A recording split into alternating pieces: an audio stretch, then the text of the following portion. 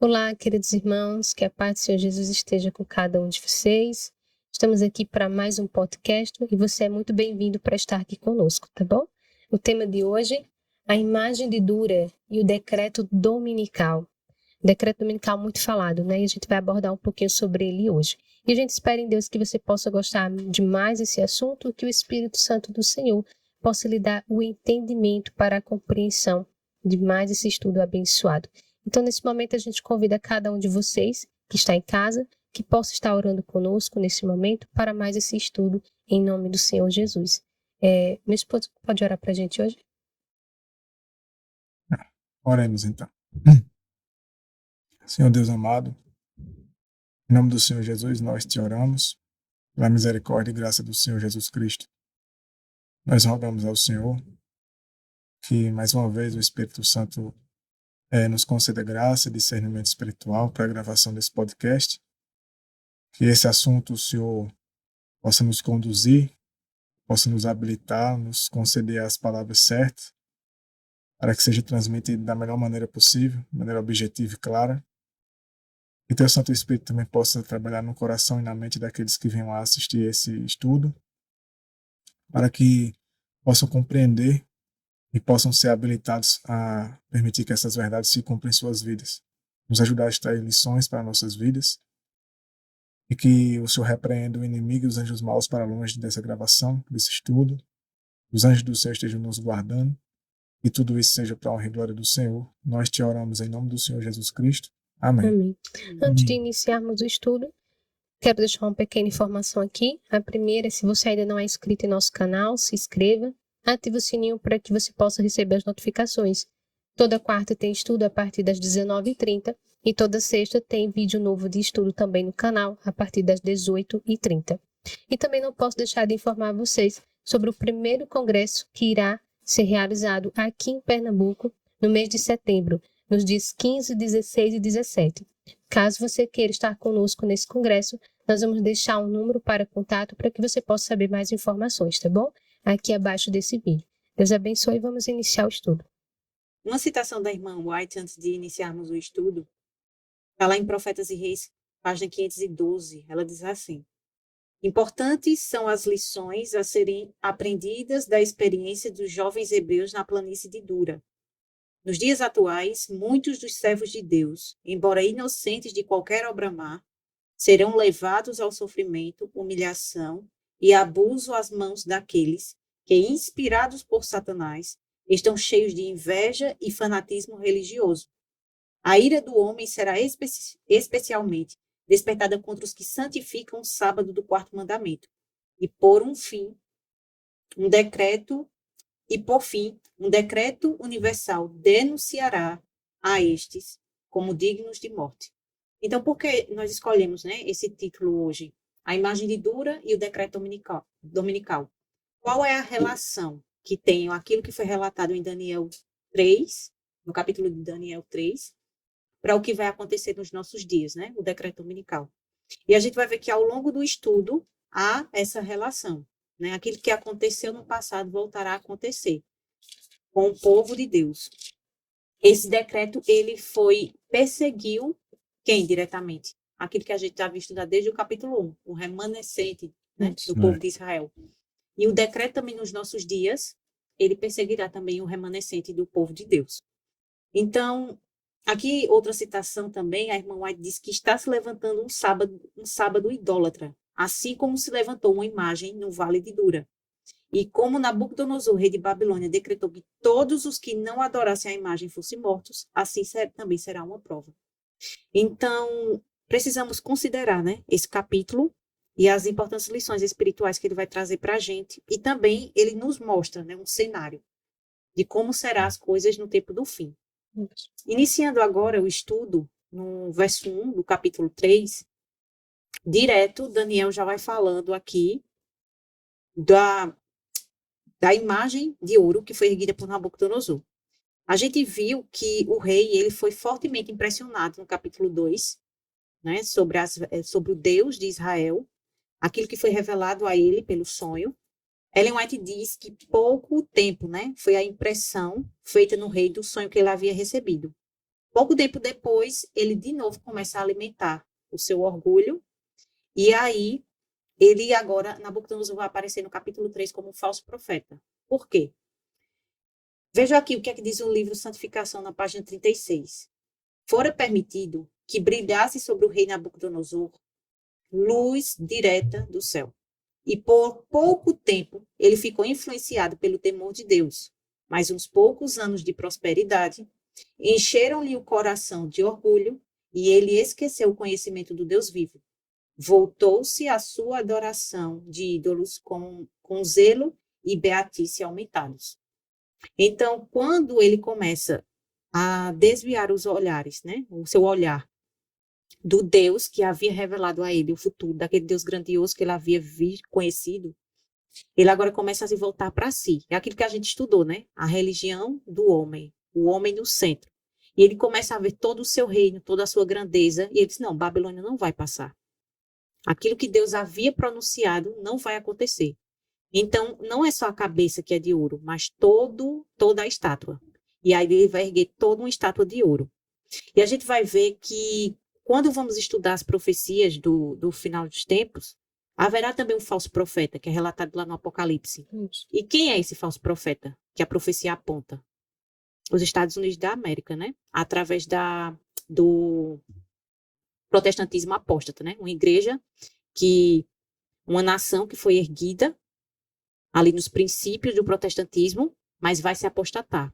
E aquele país, que é o país da liberdade, se transformará em quê agora? O braço direito de Roma para trazer poder, dar poder civil a Roma. Então, aqui que a gente vê essa união do Estado com a igreja, nós vemos também nesse decreto que vai ser expedido mais para frente. Em Daniel capítulo 3, verso 1, diz assim: o rei Nabucodonosor fez uma imagem de ouro, cuja altura era 60 côvados e sua largura 6 côvados, e ele a ergueu na planície de Dura, na província de Babilônia. Então o rei Nabucodonosor fez reunirem-se os príncipes, os governadores e os capitães, e os juízes, os tesoureiros, os conselheiros, os magistrados e todos os governantes das províncias para a consagração da imagem que o rei Nabucodonosor erguera. Então veja o que é que está reunido aqui, né? Aqui vai falar do poder civil, juízes, aqueles que são os legisladores, né, das nações, os governadores, os capitães, tesoureiros. Então, quando a gente vê esse verso de Daniel 3, verso 2, a gente vai lá para Apocalipse 17 e a gente vê o mesmo cenário, né? Que a grande meretriz, né, cometeu fornicação. Com quem? Com os reis, os governantes da terra. Isso. Então, é o mesmo cenário, né, que nós estamos vendo aqui. Não é à toa, né? Que de vez em quando a gente está citando essas palavras aqui, não é à toa que a história ela se repete, né? O que foi no passado ela volta a ser à tona. E hoje, quando a gente vai estudar o movimento profético, né, do cenário, a gente vê o quanto eles estão se formando e tornando a mesma imagem que foi no passado, trazendo à tona outra vez. Né? Porque a gente já vê hoje esses governadores, essas pessoas de grande influência, tudo juntos, né, num propósito só, né, que é trazer à tona outra vez o poder, assim, legislador de governo, né, formar um governo só, dar uma ordem só, um poder só, né, da mesma forma como foi aqui, ela torna outra vez. É verdade. Então, aquilo que foi é o que há de ser, né? E a estátua, ela é uma representação da glória do homem, né? A Ela exaltação representa plena do homem, né? Porque como no sonho só a cabeça era de ouro, e ele coloca a estátua toda, né? E é interessante que até as medidas da estátua são usado o número 6, né? O número do homem, né? O número do homem. E tudo isso representa, é como se fosse um tributo, né? Uma homenagem à glória dele, ao poder dele, à sabedoria do homem, do homem no governo, do homem na autoridade. É simplesmente uma adoração ao homem. Então, como a gente viu, assim, que os materiais, né, cada vez eles vão ser mais inferiores até que o homem chega e vai ser destruído esse reino. Então, quando ele coloca uma imagem toda de ouro, ele está dizendo que o homem é glorioso, né? É. Todo de ouro, a Uhum. glória do homem. E a gente vê que não foi dessa forma com que Deus considerou, né? Que os reinos Exatamente. dos homens, né? São como nada, que vão ser totalmente destruídos. E a gente percebe, né? Deus deu um sonho específico. É como você relatou alguns minutos atrás. Deu a cada parte, né, dessa imagem, ele deu uma indicação de como seriam os reinos. Mas só que Nabucodonosor ele quis trazer para ele como se fosse tudo, né? Isso. Todo o governo dele, toda a glória dele, como se aquilo ali não passasse, como se Babilônia não fosse durar, né? Por Eternamente. muitas eras. Mas ali Deus mostrou que não, né? Ele teve contato com o Deus verdadeiro só nesse primeiro sonho, de inicial, e não se considerou nada do que foi dito para ele. É verdade. Ele retrocede, né? Aqui teve uma forte impressão no seu coração, mas com o tempo ele vai se deixando Ele levar retrocede. pelo orgulho humano. É. Né? Isso também serve de alerta para nós, né? Que a gente pode ter uma experiência verdadeira com Deus, mas se a gente não escolher andar com Deus todos os dias, a gente pode vir a retroceder também. Exatamente. Tem que ser uma coisa constante, porque a estátua ela é uma expressão do que havia nele, né? Naquela ocasião, né? E uma coisa bem interessante que a gente tem visto agora, recentemente, pontuando sobre essa questão assim de sonhos, visões, né? E ele teve um sonho que foi Deus que deu, uma experiência que ele teve com Deus. Mas o que é que teria... Nabucodonosor deveria ter sido levado para quê? Para o estudo da palavra de Deus, para o conhecimento de Deus. Isso. Não ficar amparado só naquilo, né? Como tem sido muito levantado em nosso meio, e há muitos alertas que têm sido dados, os estudos, né, que as irmãs têm ministrado sobre esses assuntos, e que é uma verdade. A gente não pode viver por base em experiência. Ele teve aquela experiência com Deus, mas aquilo, com o passar do tempo, por não ter tido um desenvolvimento na vida dele, ele retrocedeu. Então, as pessoas hoje, elas querem viver em busca do êxtase, né? Como tem até um livro, né, se eu não me engano, é Adventistas em Busca do Êxtase. E também uma experiência original, né? Uma experiência única. Só o indivíduo é quem tem essa experiência, só o indivíduo é quem tem esse privilégio, né? E eu acredito que Nabucodonosor se achava, né? Deus me deu um sonho, né? Do futuro das todas as nações, né? Isso. Então, nisso ele se confiou. Só que aí ele distorceu, né? A visão que Deus deu a ele, né? E aí vale uma reflexão, né? Muitas pessoas elas acham que estão recebendo sonhos e visões de Deus, e por não buscar, assim como Nabucodonosor não buscou, né? Mas Deus foi quem encaminhou para ele um servo dele, né? Para poder explicar a ele. Na ocasião ele aceitou, né? Mas a princípio ele não foi ele quem foi atrás. Então hoje essas coisas acontecem. Ao invés de buscarem uma fonte segura, né? E muitas vezes Deus encaminha, porque muitas pessoas que estão passando por esse tipo de experiência, Deus encaminha servos dele para tentar alertar elas. Já elas que não é bem assim, a gente conhece essas situações. Não é bem assim, tem que ter cuidado e tudo. Mas o indivíduo o indivíduo, né? Ele se agarra àquela experiência e diz, não, eu sou privilegiado, foi Deus quem me deu. Então, aqui é um detalhe interessante, né?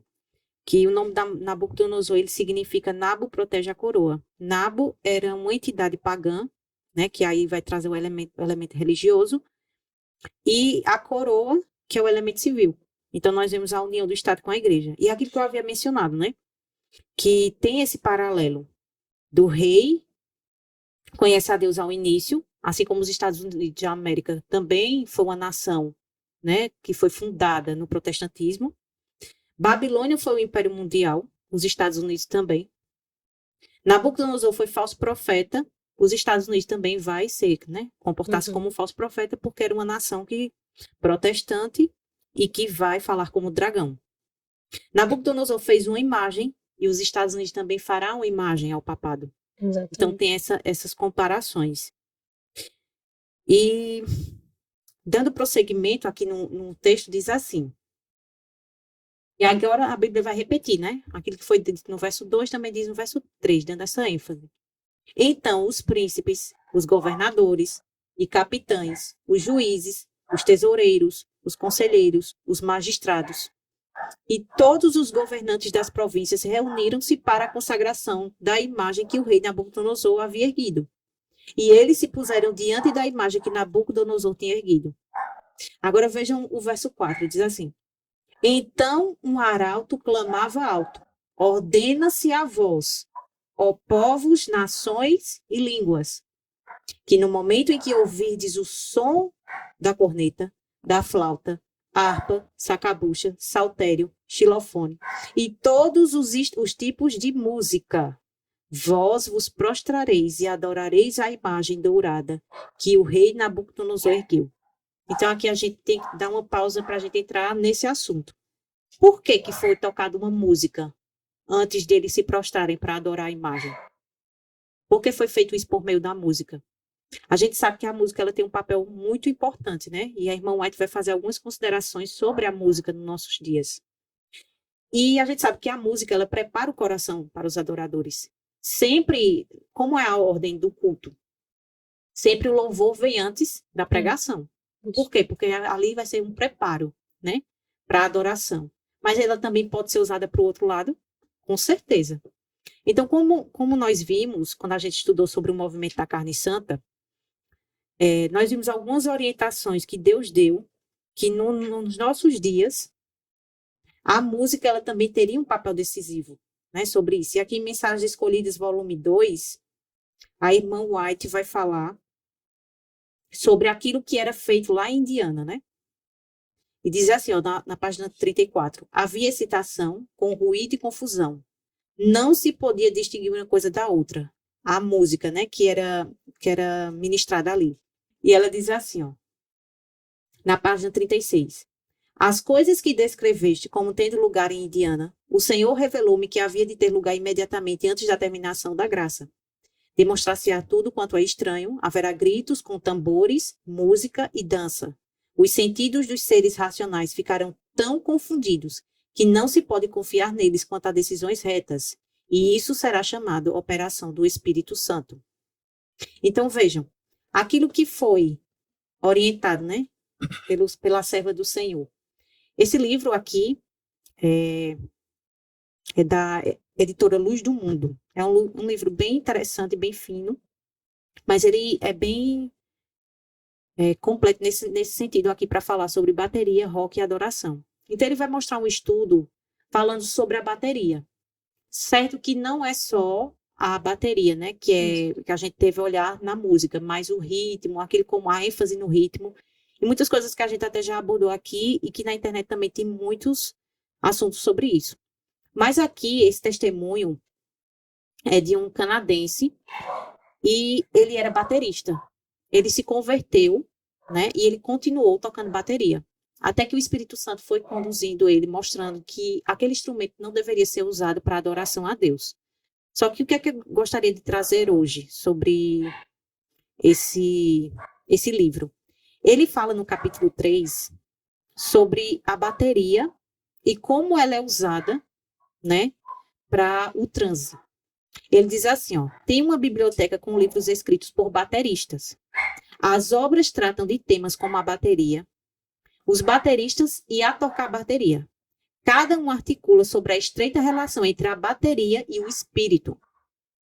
Mickey Hart, por um tempo baterista do grupo de rock The Grateful Dead, diz que os tambores possuem duas vozes. Uma é a técnica e a outra ele chama de o lado espiritual do tambor. O lado espiritual ou de transe do tambor é um lado reconhecido por quase todas as culturas do planeta. Então ele vai mostrar aqui, depois ele vai citar estudos e até bateristas seculares, de como a bateria ela é utilizada para entorpecer, né, a mente do indivíduo. E no capítulo 5, ele faz algumas considerações que as pessoas usam como justificativa para usar a bateria nos louvores como meio evangelístico. E ele cita aqui algo que aconteceu em uma igreja lá nos Estados Unidos, justamente essa que até o pastor Cole Standish, ele vai falar sobre esse movimento Celebration que teve dos Estados Unidos, né? Que é esse movimento pentecostal invadindo a igreja. E uma dessas igrejas, veja só o que aconteceu com ela. Ele diz assim, ó: várias congregações que guardam o sábado adotaram os métodos de crescimento da igreja utilizados pela popular Willow Creek e por outras igrejas não tradicionais. Os resultados desses métodos são inegáveis. E aqui eu vou ler para vocês a citação do que aconteceu, o relato dessa igreja. Em seu auge, ela, a igreja de Colton Celebration, teve mais de 1.000 membros. Porém, com o passar do tempo, ocorreram alguns desdobramentos interessantes.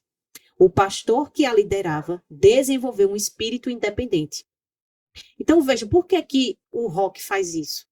Porque o que é o rock? A essência do rock? Ele não é rebelião? Bastante Então, até. o mesmo espírito daqueles que contemplam esse tipo de música vai ser manifesto na vida da pessoa, os mesmos frutos. Aí eu disse assim, ó, isso gerou problemas internos na congregação, juntamente com uma falta de vontade em aconselhar-se com a liderança de sua associação. Isso o levou a abandonar o ministério. Veja o que aconteceu. Hoje, ele tem unido forças com aqueles que atacam amargamente a IASD e suas doutrinas fundamentais. Compartilhando do mesmo espírito, um dos principais anciãos abandonou a igreja e começou sua própria igreja dominical. Os 2 novos pastores foram demitidos por questões doutrinárias. Seguiu-se a isso o declínio na frequência e adesão de membros. Essa série de tristezas finalmente levou o grupo que restou a unir-se a outra congregação. Então, vejam, esses métodos que muitas vezes têm sido utilizados, né, dentro da igreja, levará as pessoas à aceitação do domingo. Exatamente. Então, as pessoas que podem estar assistindo dizer assim, não, isso é um exagero. Então, porque eu escuto determinado tipo de música, então eu já vou aceitar o domingo como dia de guarda. Que relação tem? Mas a gente tem visto aqui que há uma preparação para que os adoradores, né? Ela não vai fazer o efeito de imediato. Você vai escutar e devido àquilo você vai sair de imediato. Não. Isso. Ela vai preparar a sua consciência para logo mais você aceitar. Porque principalmente a questão da música, principalmente a música com polirrítmica, né? Com certos ritmos e melodias e bateria, ela desabilita, né? O lobo frontal, né? Que é a área do cérebro que ajuda, a área do cérebro, na verdade, que é onde tem o raciocínio da gente, é onde a gente toma decisões e tudo. E quando você tem essa área desabilitada, é como se você, a gente já falou muito isso aqui, é como se você tirasse, fica vulnerável, né? Tirasse o segurança de um banco. Né? Ali para entrar lá dentro do banco não tem um sistema ali de segurança para não entrar qualquer um. Então tira-se isso, então qualquer coisa entra. Agora imagina, todo mundo sendo preparado através dessas músicas, chamam de louvores, né? Músicas gospel e tudo, seja em qual igreja for, né? E aí, quando você comentou, antes de começar a ler o livro aí, você comentou que as músicas, elas preparam a pregação, o estudo ali na igreja. E se a música ela não for de acordo com os padrões que Deus revelou, deixou, ela vai preparar a pessoa para quê? Pro engano. Então, só que isso vai acontecer de maneira muito mais global, né? E a gente percebe um detalhe, foi um tema muito legal que você abordou aí. Em que sentido? Como a irmã falou, a música, ela prepara as pessoas para o culto ali, né? Então, naquele momento, se a música que está sendo tocada para preparar o culto não é uma música sacra, que agrada ao Senhor, né, que vai ser voltada para Deus, ela vai ser em outros ritmos, ela está preparando o povo para adoração a quem? Só existe 2. E detalhe, Isso. importante, quando essa área do cérebro ela é desabilitada, o indivíduo ele passa a ser governado pelas emoções. Totalmente. Agora vai lá. Imagine que uma pessoa ela vai pregar de fato a verdade pura. Uma verdade forte. E totalmente embasada na palavra. E um hino que vem antes desse pregador causa essa problemática no lobo frontal, fazendo com que você não tenha mais raciocínio. Uma mensagem que requer, a própria Bíblia diz assim, que o nosso culto tem que ser racional. Uma mensagem que ela requer raciocínio, que ela requer atenção. E é exatamente a área do cérebro que te dá isso, que usa essa função do teu cérebro, ela não está ativa, ela está, digamos, dormente, alguma coisa, ou algo do tipo.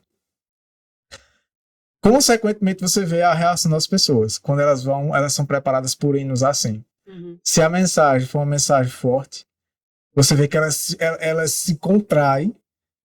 Por quê? Porque o que está agindo ali nelas? O emocional. Uhum. Se a mensagem não corresponder ao que O emocional a área do cérebro que está ali controlando ela, que é a área emocional, emotiva, né, das paixões, se a mensagem for uma mensagem que requer raciocínio, as pessoas começam a ficar incomodadas, começam a ficar impacientes. E até alguns demonstram irritabilidade. Até né? Irritadas. Por quê? Porque elas não estão conseguindo entender. Aquilo é muito forte para elas não estão preparadas, não foram preparadas para aquilo ali. Elas foram, na realidade, despreparadas e, consequentemente, elas estão agindo pelas emoções. Por isso que, geralmente, esses hinos, eles preparam pessoas para pregações que são emotivas, agradáveis e tudo. E isso também acontece no seguinte, se o mensageiro estiver ali, a pessoa estava toda, digamos assim, estimulada para a emoção, e aquilo que o pregador fala, se ele falar alguma coisa errada, ela vai discernir que está errado? Não. Porque ela está se deixando levar pela emoção. Isso porque também acontece. A área do cérebro que discerne, exatamente a que discerne, não está funcionando. Então, aqui, continuando, a gente vai ver que no verso 6, vem o espírito, a voz do dragão, né? Que vai se manifestar nos nossos dias. E aquele que não se prostrar e adorar será na mesma hora lançado ao meio de uma fornalha de fogo ardente. Como o decreto de morte, né? Vai ser já é o decreto de morte, né? Primeiro vai vir a adoração. Forçar. Aqueles que resistirem, vai vir mudar agora o decreto de morte para forçar a consciência.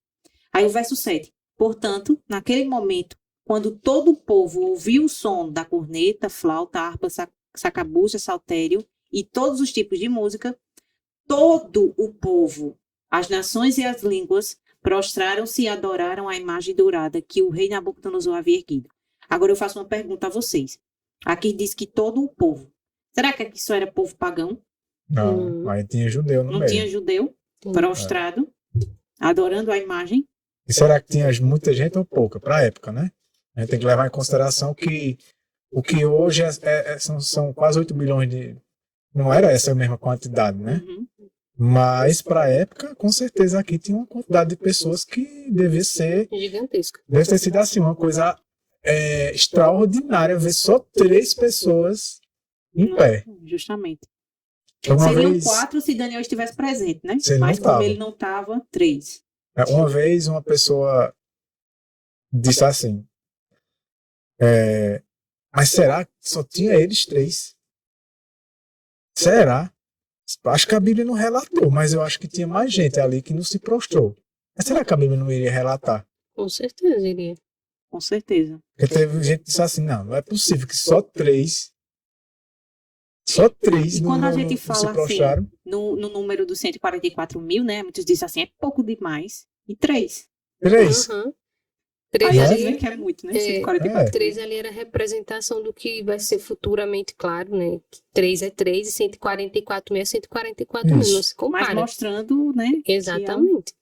Então, assim, aqui é dito, agora no verso 8. Portanto, naquele momento, alguns caldeus se aproximaram e acusaram os judeus. Vejam que no primeiro momento, e a gente já abordou isso em podcasts passados, não está falando aqui dos oficiais, está falando de alguns caldeus. Eu lembro quando a gente falou sobre liberdade religiosa, que a gente disse que as pessoas começaram a fiscalizar umas às outras, Uhum. como a gente mostrou, né? A questão de que aquelas pessoas começaram a fiscalizar. Então, aquilo que o irmão às vezes comentou, né, no podcast, que as pessoas dizem assim, eu acho que aquela pessoa está tirando minha liberdade da guarda do domingo porque ela está fazendo isso. A suposição. A pessoa. Uhum. E detalhe, que toda a questão de decreto dominical da época de Ellen White, né, com 1888 ali, naqueles anos ali, tanto essa questão de pessoas que foram presas porque foram denunciadas porque estavam transgredindo no domingo, não eram oficiais, governadores que estavam vendo elas e prendendo elas, eram pessoas comuns. Uhum.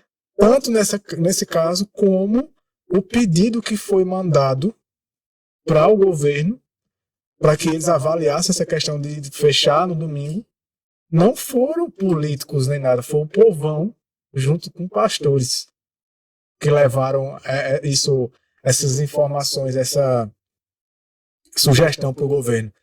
Então, você vê, né, que aqui, como não identifica quem eram esses caldeus, a gente pode ter certeza que, no fim de tudo, pessoas que a gente menos espera vão fazer isso também. Com Uhum. certeza. E aqui a irmã White ela vai falar sobre isso. Mas antes vamos ler o verso 9, que diz assim: Eles falaram e disseram ao rei Nabucodonosor: Ó rei, vive para sempre. Já foram elogiando, né? Como exaltando o rei.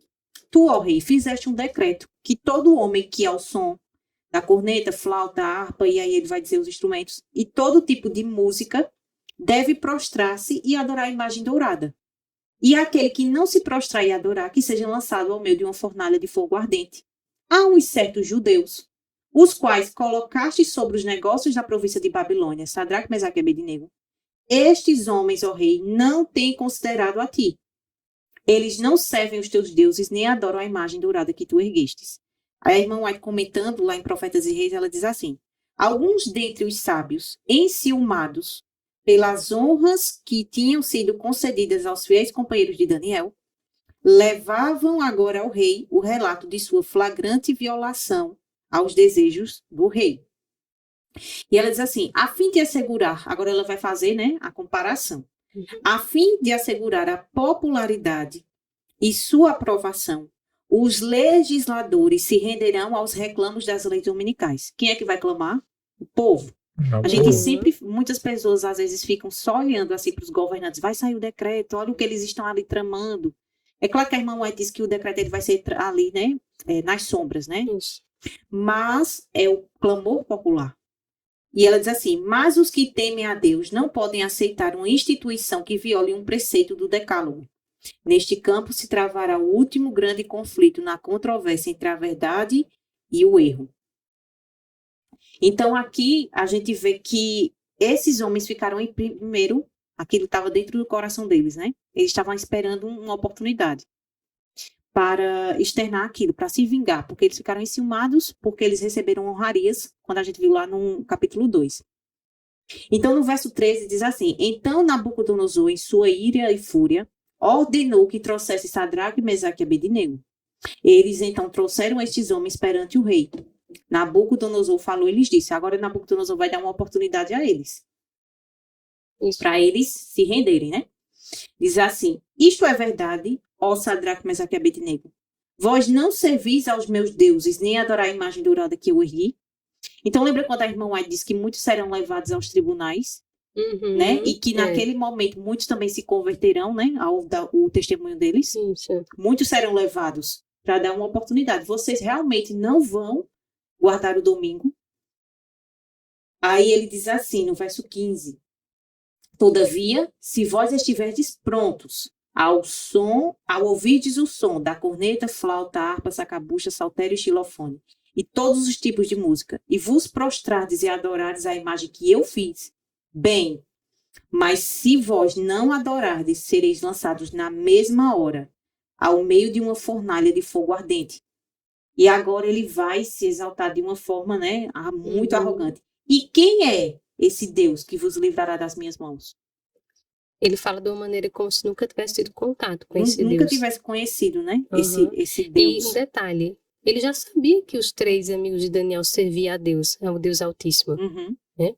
Então não tinha nem necessidade ainda dele perguntar, né? Dessa maneira, no verso 14. Vós não servis aos meus deuses, nem adorais a imagem dourada que eu ergui. Nem tinha necessidade dele perguntar, porque ele já sabia qual era o Deus que os 3 amigos de Daniel serviam, né? Então, aqui no verso 17, ele diz assim, se assim for, no verso 16, né? Sadraque, Mesaque e Abednego responderam e disseram ao rei: Ó Nabucodonosor, nós não somos cautelosos em te responder nesta questão. Se assim o for, nosso Deus, a quem servimos, é capaz de nos livrar da fornalha de fogo ardente. E ele há de nos livrar da tua mão, ó rei. Mas se não o for, que saibas tu, ó rei, que nós não serviremos aos teus deuses, nem adoraremos a imagem dourada que tu ergueste. A irmã White comentando isso no livro Santificação, ela diz assim: eles haviam aprendido da história de seus pais que desobediência a Deus significava desonra, desastre e ruína. Que o temor do Senhor não é somente o princípio da sabedoria, mas o fundamento de toda verdadeira prosperidade. Eles olharam com calma para a fornalha inflamada e a multidão idólatra. Então vejam que homens de caráter, né? Uhum. Em Primeiros Escritos, página 282, ela diz assim, fazendo agora essa comparação, né, com o que vai acontecer também nos nossos dias. Vi um impresso espalhado nas diferentes partes da terra, dando ordens para que se concedesse ao povo liberdade para, depois de certo tempo, matar os santos. A menos que estes renunciassem à sua fé estranha, abandonassem o sábado e guardassem o primeiro dia da semana. Então, aquilo que foi é o que há de ser, né? Aquilo que a experiência que eles passaram, a essa geração também enfrentará, né? Acredito que seja a nossa geração, por tudo que a gente tem visto, não só os acontecimentos proféticos, né? As profecias se cumprindo, mas também o reavivamento que Deus tem levantado, né? Das mensagens de 1888 vindo à tona novamente. Eu acredito que estamos a presenciar, né? O desenrolar agora dos eventos finais. Isso. E vejam, ela também vai comentar sobre isso, mas aqui em Isaías, capítulo 43, verso 1 e 2, tem um texto bastante conhecido. E a irmã White diz que foi esse texto que fortaleceu os jovens hebreus, né, naquela prova. E diz assim: mas agora assim diz o Senhor que te criou, ó Jacó, e que te formou, ó Israel. Não temas, porque eu te remi. Chamei-te pelo teu nome, tu és meu. Quando passares pelas águas, estarei contigo. E quando pelos rios, eles não te submergirão. Quando passares pelo fogo, não te queimarás, nem a chama arderá em ti. Uhum. Então, esse verso foi o que fortaleceu os jovens hebreus, né, para permanecerem fiéis. E eles foram além. Ainda que ele não nos livre, nós não adoraremos a imagem que tu ergueste. É aqueles assim, que eles não foram cautelosos, né? Uhum. Isso Foram claros e diretos, né? É um exemplo, né? Uma lição para a gente, né? Para o povo dos últimos dias, que eles não serão cautelosos. E a gente vê neles a firmeza. Eles tinham firmeza, uma certeza plena. É. E por que eles tinham essa certeza plena? Porque eles tinham aquela experiência única com Deus todos os dias. Né? Se não fosse isso, poderia balançar o pensamento. Mas será que vai conseguir me livrar mesmo? Será que ele tem o poder de me tirar dessa fornalha? Não cogitou, porque ele tem experiência vivida com Deus todos os E dias. ser cauteloso Justamente. aqui, o que pode a gente tirar de lição para os nossos dias, é igual ao que eles poderiam ter sido na hora de adorar a imagem, né? Como a gente já comentou, eles poderiam ter se abaixado Fingido, né? e fingido, né? Ou nesse momento aqui, eles poderiam querer bajular o rei, né? Assim, e tentar argumentar com ele e tudo, tentar de alguma maneira, da maneira humana, dizer, olha, não foi bem assim, isso foi mal entendido e tal. Ou seja, qualquer coisa, mas não, eles foram direto taxativos. Embora eles estivessem calmos, aqui o espírito deles estava no controle de Deus, né? Mas eles eram firmes, né? Eles eram firmes. Então, isso é um exemplo pra gente, porque a gente olha para essa situação já pronta, né? Já contada a história, mas a gente não imagina como deve ser passar isso na pele, né? Uhum. Imagina.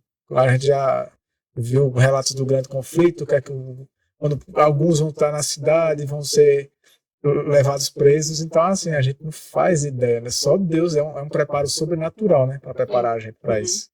E assim, o que eu fico vendo também é que a gente vê o ponto, assim, da vida deles em que eles foram severamente provados. Mas assim como a irmã falou, eles tiveram uma vida com Deus. Então, eles foram obedientes. A irmã White vai falar, não sei, não lembro se no livro Educação, ela vai falar sobre o caráter deles. E ela diz assim, que eles eram fiéis a Deus nos mínimos detalhes. E que era, assim, para eles, o teste da fornalha foi como o teste do dia a dia deles. Então, assim, se eu não confio, por exemplo, muitas vezes a gente se vê angustiado, nossos defeitos de caráter. Se a gente não confia agora na palavra de Deus que ela vai se cumprir, então, se nós não passamos nas pequenas provas, nós não passaremos nas maiores. Exato. Então, assim, quando a gente vê as lutas que nós temos enfrentadas e vê o que esses homens estiveram expostos e saíram vencedores, a gente acha que é grande demais. Mas se eles estiverem andando com Cristo a cada passo, então todo passo será dado pelo poder de Deus, né, para vencer. Então, isso aqui para eles foi natural, por isso que eles estavam calmos, porque eles tinham uma confiança muito grande em Deus. Exato. E ela diz assim, Profetas e Reis, página 507 e 508. O ato de se curvar ante a imagem fora compreendido por todos como um ato de adoração. Tal homenagem eles só poderiam render a Deus. Foram inúteis as ameaças do rei. Ele não logrou desviar os homens de sua obediência ao governador do universo. E em Testemunhos para a Igreja, volume 4, página 495, ela diz assim, antes morrer do que pecar. É melhor passar necessidade do que defraudar. Melhor passar fome do que mentir. Então veja que são pequenos atos. Pequenos mesmo. Que a gente tem que ser fiel a Deus. E ela diz assim, Conselhos para a Educação, página 83. Os que preferem antes morrer a praticar um ato errôneo são os únicos que serão achados fiéis. Então veja como a norma é elevada, né? Aquilo que Deus requer de nós. Será que em nosso dia a dia a gente prefere morrer do que dizer uma mentira para escapar de alguma coisa? Exatamente. Se nós não tivermos nos unindo a Cristo e clamando o poder de Deus para que a gente tenha um caráter transformado, uma prova como essa...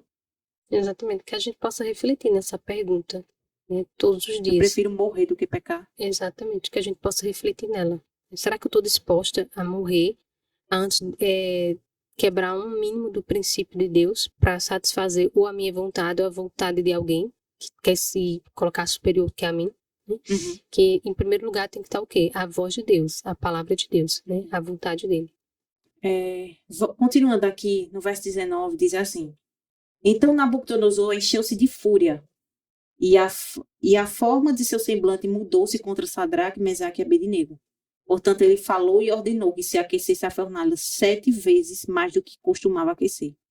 E ele ordenou aos homens mais fortes que estavam em seu exército que amarrassem Sadraque, Mesaque e Abednego para lançá-los na fornalha de fogo ardente.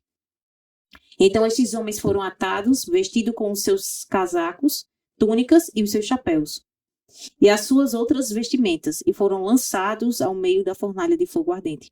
Ora, como a ordem do rei era urgente e a fornalha excessivamente quente, a chama do fogo matou aqueles homens que carregavam Sadraque, Mesaque e Abednego. E estes 3 homens, Sadraque, Mesaque e Abednego, caíram atados no meio da fornalha de fogo ardente. Então o rei Nabucodonosor ficou espantado e levantou-se apressadamente e falou, e disse aos seus conselheiros: não lançamos nós 3 homens atados ao meio do fogo?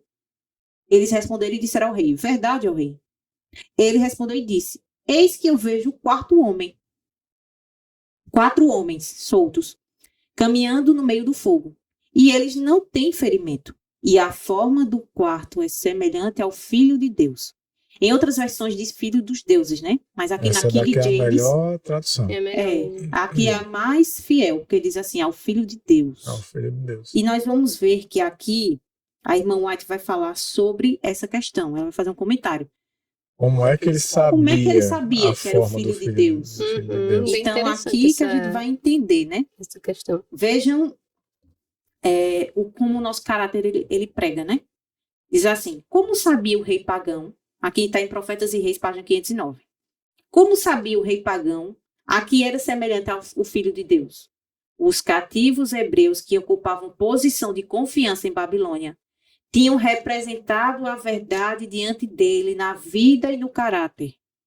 Quando perguntados pela razão de sua fé, tinham-na dado sem hesitação. Clara e singelamente, tinham apresentado os princípios da justiça, ensinando Assim, aos que lhe estavam ao redor a respeito do Deus a quem adoravam. Eles tinham falado de Cristo, o Redentor vindouro, e na aparência do quarto no meio do fogo, o rei reconheceu o Filho de Deus. Então veja que tremendo, né? Uhum. Pela vida deles, pelo testemunho que eles deram, Nabucodonosor identificou que aquele quarto homem era Jesus Cristo. É, né? Por Vamos- isso que nos nossos dias nós temos que ser a semelhança de Cristo, Uhum. porque as pessoas vão ver nos últimos dias o povo de Deus, vão olhar para eles e vão dizer: esses fazem parte do grupo, que vão reivindicar o caráter, esses fazem parte daqueles que são representantes de Cristo nessa terra. Né? Vai estar nítido neles essa fisionomia. É o jeito de falar, o jeito de andar, como se comportar, tudo vai refletir o caráter de Jesus. E detalhe, né? E nos últimos dias, no momento que vai ocorrendo todos os processos, né, de decreto e essas coisas, virá o falso Cristo, né? Que é Satanás se personificando. Uhum. Então, nesse momento, será uma personificação, ou seja, um ser, né, que é o próprio Satanás, com a aparência. Aí vê, o que é que me vem na mente? Que figura, baseada em quê? Que Satanás vai conseguir enganar as pessoas com essa imagem de Jesus Cristo? Porque ninguém nunca viu Jesus Cristo. Uhum. No sentido assim de que ninguém estava lá na época para saber como é que ele era. Aparência, né? A aparência, né? A fisionomia, a roupa. Então, ele vai ter que usar algo familiar. E quem não estiver familiarizado com o verdadeiro Jesus Cristo da Bíblia, vai acreditar que de fato aquele é o Jesus Cristo, porque elas estão familiarizadas com aquele Jesus Cristo. Então, Nabucodonosor só reconheceu que aquele era o Filho de Deus, porque os servos de Deus aqui representavam ele da maneira certa. Mas nos últimos dias, nesse momento da aparição do falso Cristo, haverá aqueles que não vão aceitar, que não vão cair. Agora, por quê eles não vão? Isso eu falo de pessoas que ainda vão vir para o lado da verdade. Porque nessa ocasião ainda vão ter a chance de vir para o lado da verdade. A porta da graça não vai ter fechado para o povo que ainda vão compor os 144 mil. Mas nesse momento haverá pessoas que não são do remanescente da Igreja Adventista, não, pelo menos não estão ainda no momento com eles, mas eles vão reconhecer, não é Jesus Cristo. Mas por que eles vão reconhecer? Porque eles vão estar buscando sinceramente na Bíblia e vão ver um povo que vão estar seguindo exatamente, como diz a Bíblia, né? Apocalipse, que diz que eles seguem o Cordeiro por onde quer que ele vá, ou seja, eles seguem os passos dele, a vida deles, eles vivem a vida que ele viveu, né? E como Cristo diz, né? Que as ovelhas ouvirão a minha voz. Né? Elas vão reconhecer que aquele não é o líder deles, que não é o verdadeiro Embora Cristo. Essa personificação vai ser baseada em elementos que as pessoas estão familiarizadas. Uhum. Ele não viria, imagina, ele vinha como um Jesus Cristo sem barba, um cabelo assim que nem o meu de Alain, sem barba, vestindo calça normal, uma roupa normal. Alguém iria dizer, eu sou Jesus Cristo. Será que o povão iria seguir? Não. Ele vai vir com elementos, características de que é muito, digamos assim, apresentado ao mundo, né? O teatro jesuíta, né? Hollywood. Então, os passos têm sido dados também apresentando, né? Filmes sobre Jesus. Isso. E a gente vê também que quando o Espírito Profecia vai falar sobre essa personificação de Satanás, ela diz assim que ele vai vir com fala mansa, ele vai curar, né? Vai trazer paz. Então, assim, a gente tem que ter muito cuidado, aquilo que a gente estava falando também sobre essas questões sensoriais, né?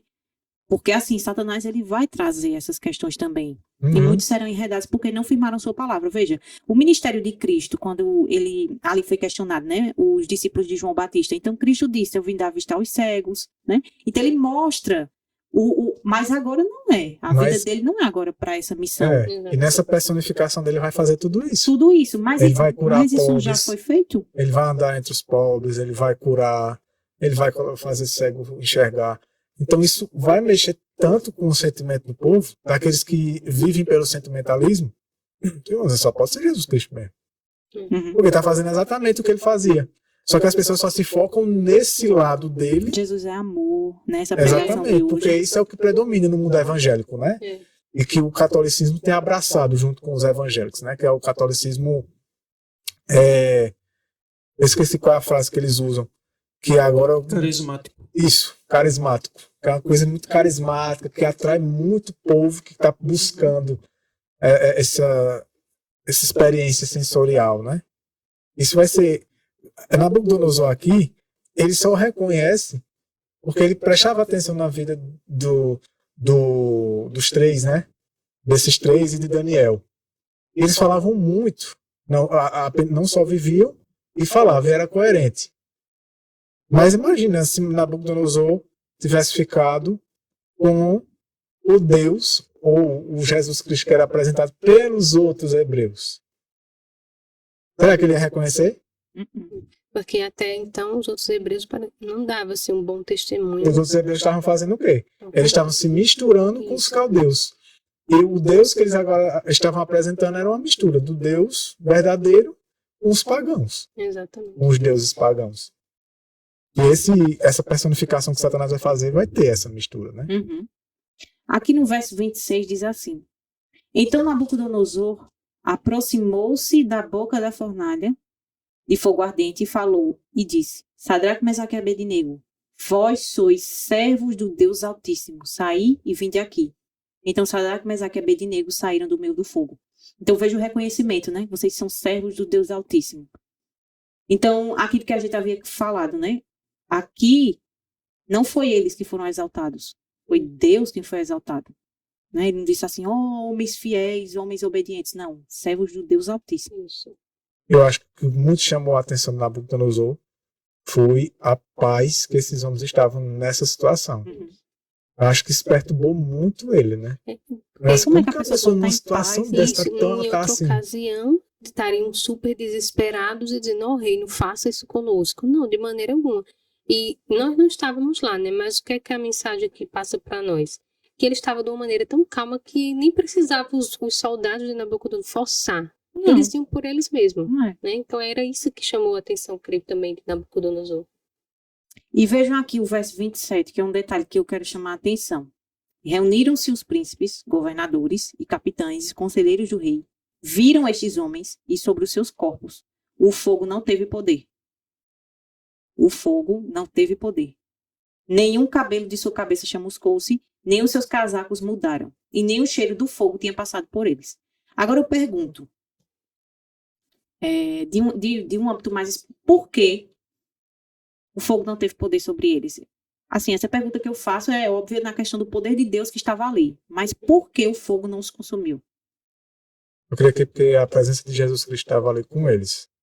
Sim, mas eu quero fazer Não uma havia aplicação. pecado na vida deles. Justamente. Eles tinham caráter à prova de fogo. Isso. A irmã White vai dizer sobre isso, ela diz assim, ó, sobre o povo nos últimos dias. Sua aflição é grande. As chamas da fornalha parecem prestes a consumi-los, mas aquele que os refina e purifica os apresentará como ouro provado no fogo. O amor de Deus para com seus filhos durante o período de sua mais intensa prova é tão forte e terno como nos dias de sua mais radiante prosperidade. Mas é necessário passarem pela fornalha de fogo. Sua natureza terrena deve ser consumida para que a imagem de Cristo possa refletir-se perfeitamente. E tem um texto, né, que a irmã White também fala, que ela diz assim, que quando todos vão passar pela fornalha, todos, mas ela diz assim, que uns sairão como fogo, e outros serão como ouro, e outros serão vistos como o quê? Metal vil. Então, aqueles que passarem pelo fogo, mas serão consumidos por ele, serão aqueles que não tinham caráter à prova, né? Que não foram forjados. Diferente dos jovens. O fogo não teve poder sobre eles. Eles tinham caráter à prova de fogo. E no verso 28, Aí aqui é algo que a gente também pode considerar, que Nabucodonosor teve a sua primeira experiência com Deus, mas aquilo não transformou seu coração. Ele teve agora uma segunda experiência com Deus. Infelizmente também não, né? Que a gente vai ver isso mais quando a gente for estudar o capítulo 4, né?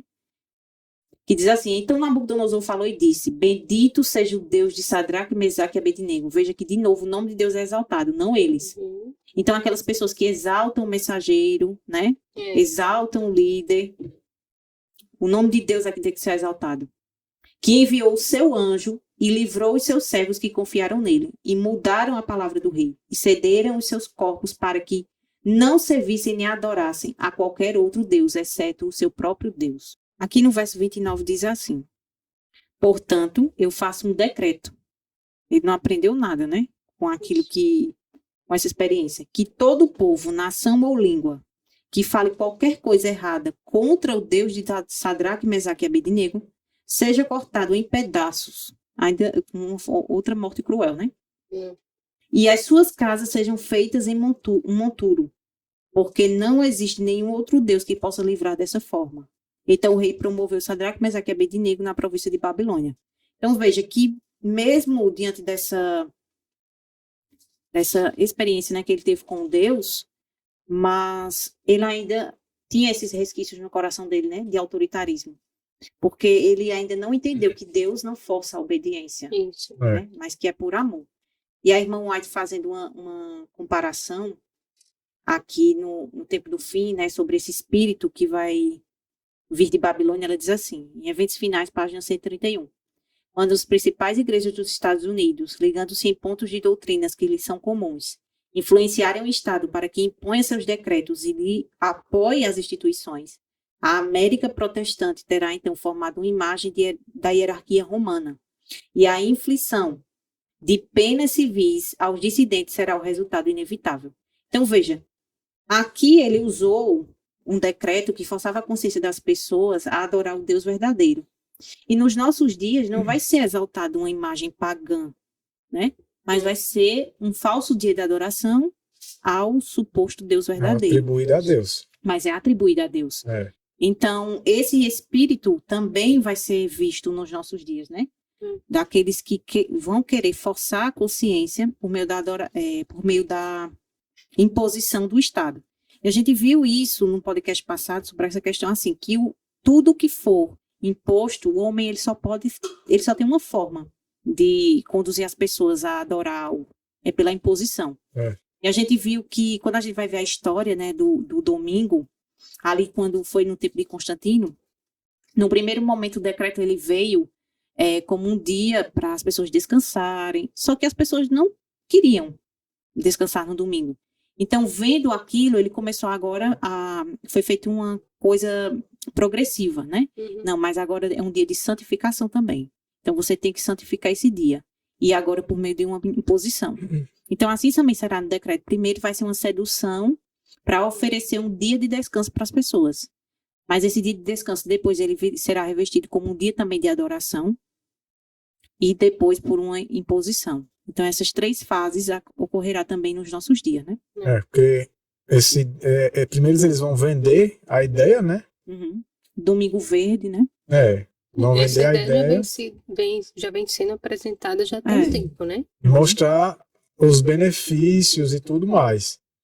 E depois eles vão mostrar as consequências, né? De caso não se abraça essa ideia, não se pratique, não se põe em prática. E aí, a gente viu agora, nesses últimos anos aí, com o que aconteceu aí no mundo, né? A situação mundial, que aconteceu, como as pessoas se submeteram fácil, né? Com poucos resistentes, né?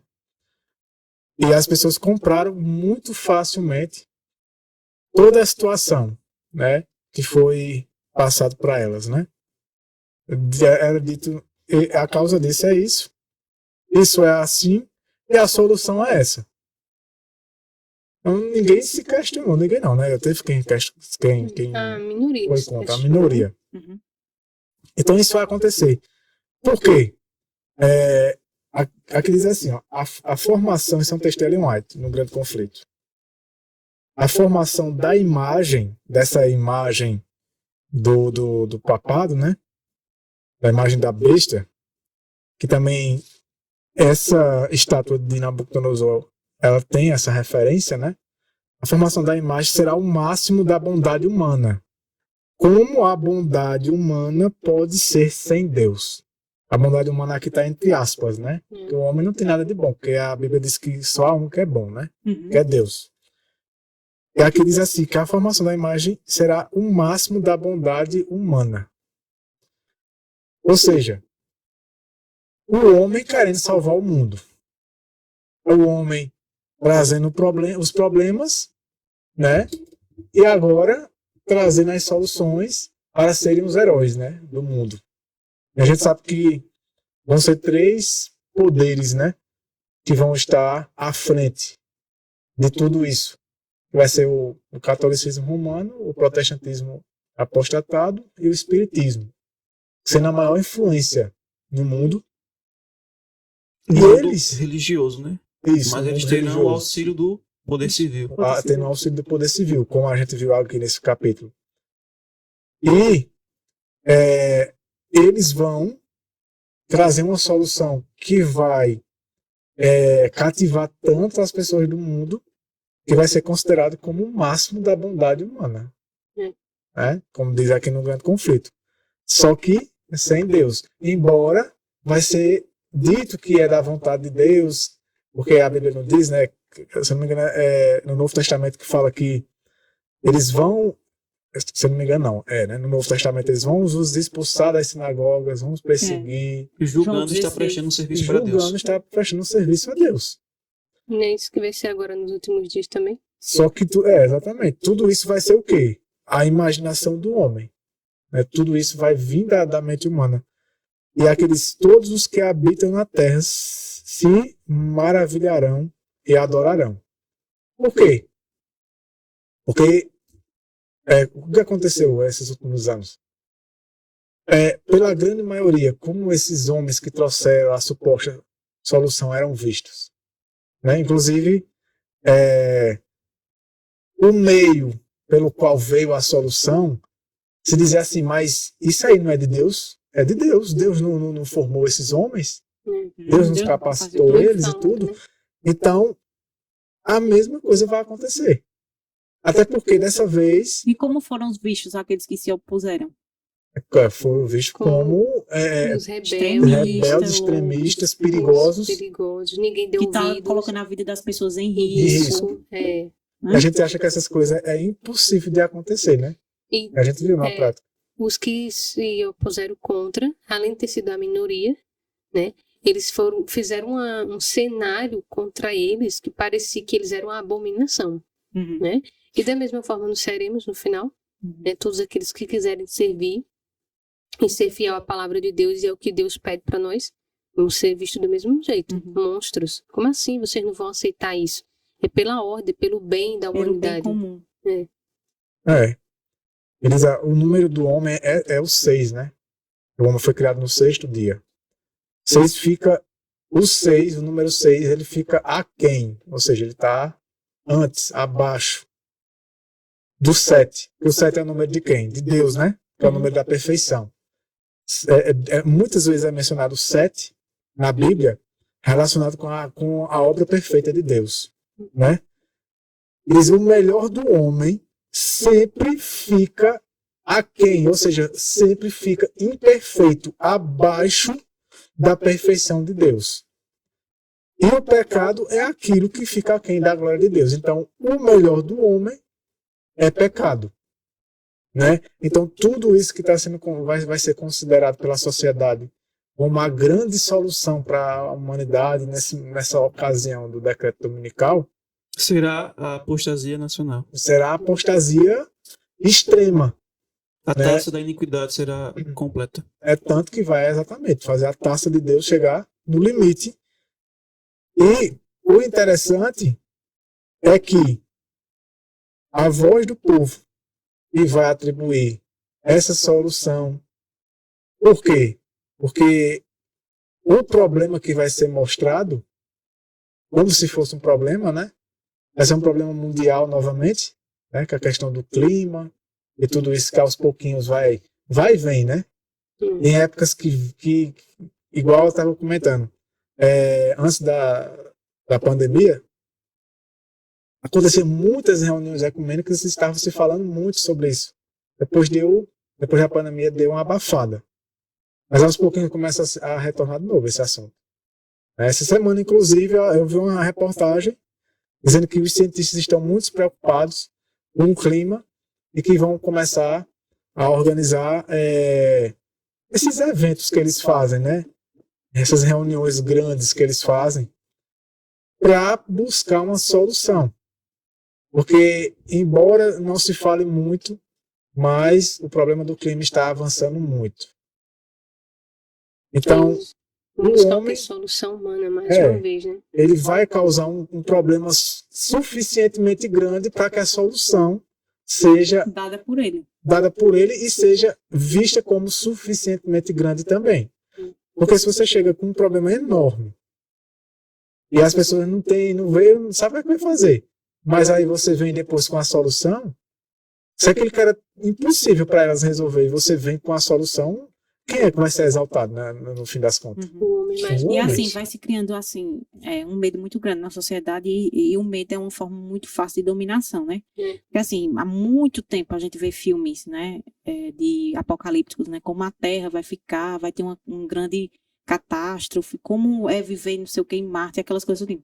Então assim, as pessoas elas ficam, está sendo colocado na mente delas, vai acontecer isso, vai ter um colapso no planeta, a gente tem que salvar o planeta. Então, quando você começa a contemplar essas coisas, então sua mente já está formatada, né? Então, os cientistas, que a falsa ciência, né, que vai ser muito usada também, né, agora, e os cientistas, homens que estudaram, eles dizem que isso vai acontecer. Então, nós temos que fazer algo e seguir o que eles estão dizendo. Então, não, Até a Terra porque- agora ela precisa descansar um dia, né? Até porque já se passou por um problema e que esses mesmos indivíduos foi quem trouxeram a solução, né? Mesmo diante dos olhos das pessoas, que aquela solução que aparecia agora se tornou um problema. Isso é evidente, mas mesmo assim, as pessoas, elas estão assim como se fosse...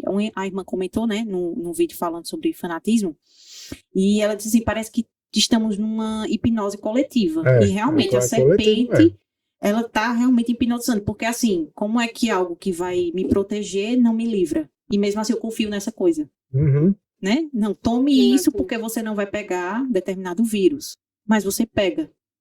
E não tem problema. E você acha que está sendo protegido. E você acha que o outro que não tomou é uma ameaça. Como que a lógica que tem por trás disso? Exatamente. Não existe lógica nenhuma. Aqui em Daniel capítulo 3, a gente tem vários elementos. Nós temos a cidade de Babilônia, né? A Babilônia antiga, a Babilônia física, a cidade mesmo. Aí nós temos os políticos que vieram correspondendo ao chamado do rei. Nós temos um decreto obrigando a adoração de uma imagem, símbolo do poder religioso. Nós temos no capítulo 4 de Daniel, versículo 16, lá é dito que Nabucodonosor recebeu um coração de animal. E animal na Bíblia representa o quê? Um poder, rei ou reino.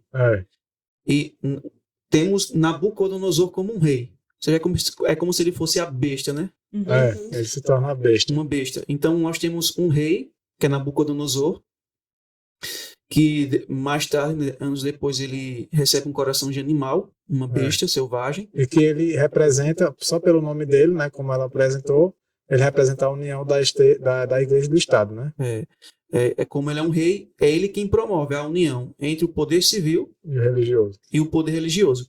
Aí quando nós vamos para o livro do Apocalipse, aí nós temos a cidade de Babilônia, só que não é a antiga Babilônia, mas sim a Babilônia moderna, que é a Babilônia espiritual. Aí nós temos a besta que sobe da terra, que simboliza a nação dos Estados Unidos. Essa besta que sobe da terra tem 2 chifres, que simboliza o poder civil e o poder religioso. E o poder religioso que impera nos Estados Unidos, no seu início ali, foi o poder protestante. E é dito lá que o protestantismo começa, a besta que sobe da terra, ele começa a realizar prodígios e milagres. Uhum. fazendo com que todos adorem a besta que sobe do mar, que é símbolo do papado, o catolicismo apostólico romano, que representa o poder religioso. Temos também a imagem da besta, que é o protestantismo apostatado, que é quando esse poder religioso dos Estados Unidos, que é o protestantismo, vai se apostatar definitivamente, por completo. E é dito que vai ser feito uma imagem da besta que sobe do mar. Por que será feita uma imagem da besta que sobe do mar? Muitos pensam que é uma imagem literal. Vai fazer uma estátua, que nem aconteceu aqui nessa época de Nabucodonosor. Vão fazer uma estátua e tem que adorar aquela imagem. Não, não é assim. Aqui é um símbolo. Por exemplo, quando a gente se olha no espelho, o que é refletido no espelho? A nossa A imagem. nossa imagem. Então, a imagem que será formada da besta que sobe do mar é um outro sistema religioso que vai imitar ela. Uhum. Do mesmo modo, como o papado perseguiu o povo de Deus ao longo da Idade Média, o protestantismo vai se apostatar de tal forma que, em nome da religião, utilizará o poder civil e vai imitar o papado. Eles vão ser uma cópia, né? Como se tiver. Quem olhar para eles, para os Estados Unidos, papado. nessa Estará vai vendo ver a o mesma papado. coisa que você está vendo. Por isso que é a imagem, É a né? imagem da besta, o protestantismo apostatado. E eles vão estabelecer o quê? Uma marca. Exato. E essa marca é símbolo de um dia que deve ser observado, que é um dia criado pela imaginação humana, que é o domingo. Então eles vão buscar forçar a consciência das pessoas para que eles adorem a imagem da besta, a besta que sobe do mar, guardando os mandamentos de homens, que é representado pela observância obrigatória do domingo, simbolizado pela marca da besta. Agora vê que interessante.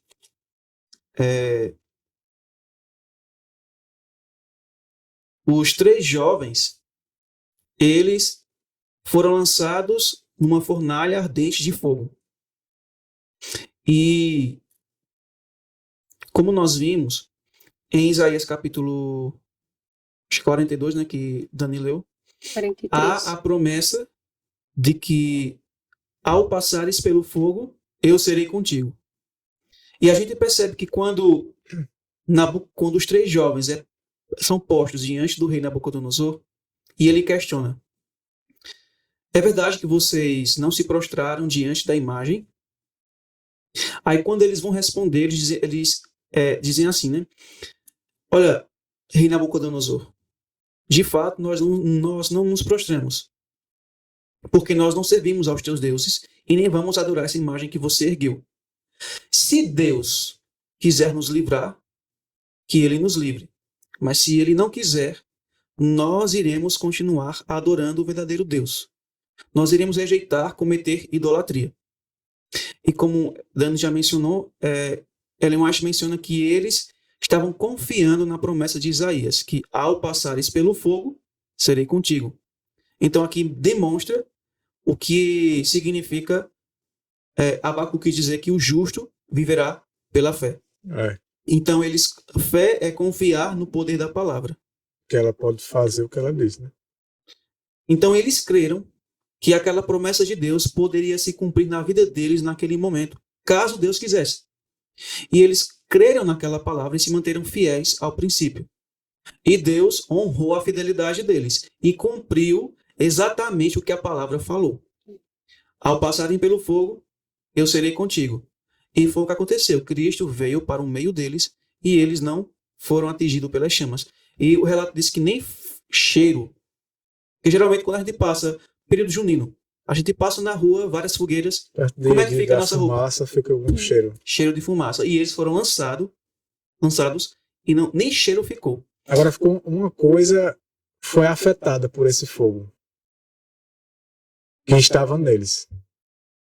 O caráter. Não, os Não, cordões. uma coisa física. Os cordões que os Sim, prendiam. sim. Ele não disse Foram que eles atados. foram atados e foram lançados lá atados, né? Então estava amarrado, ninguém sabe como, mas para eles saírem andando tranquilo, para eles terem ficado andando lá dentro, foi a única coisa. Só que essa coisa não fazia parte deles, não estava com eles, foi colocada Sobre por Babilônia, né? Uhum. Neles. Pronto, aí foi destruído. Daniel fez a seguinte pergunta. Eles foram lançados na fornalha ardente de fogo e ali eles foram provados.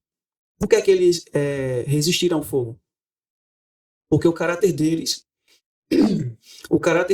era a prova de fogo. Uhum. Agora veja que interessante. Paulo diz em Hebreus 12, 29 que Deus é um fogo consumidor. Aí alguém pode se perguntar assim, espera aí, então quer dizer que Deus é um fogo? Não, não é isso que Paulo está querendo dizer.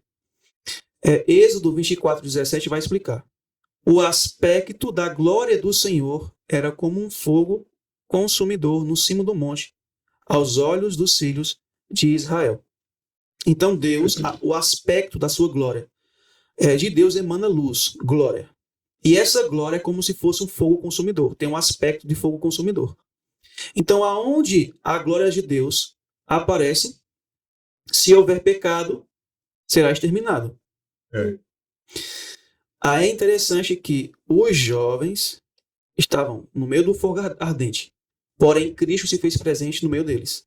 E Cristo, o aspecto da glória de Cristo, é como um fogo consumidor. A presença de Cristo ali era muito pior do que o fogo. Eles Caso estivessem em pecado. eles estivessem Em pecado.